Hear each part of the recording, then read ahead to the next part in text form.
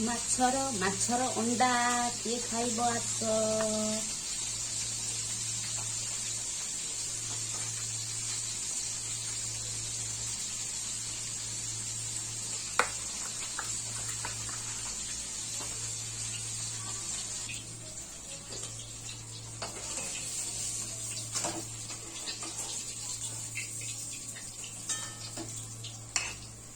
ସାଙ୍ଗ ମାନେ ଏଇଟା କହିଲ କି ମାଛ ଦେଖିଆ କେତେ ଜଣ କହି ପାରୁଛ ଏଇଟା କି ମାଛ କହିଲ।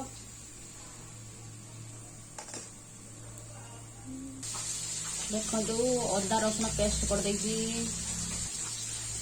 ପିଆଜ ଟମାଟୋ ଧନିଆ ପତ୍ର। ଦେଖନ୍ତୁ ଆମର ମାଛର ବିହନ ତା ଦେହରେ ପଡ଼ିଛି, ବେସନ କଞ୍ଚା ଲଙ୍କା ଧନିଆ ପତ୍ର ପିଆଜ ହଳଦୀ ଲୁଣ।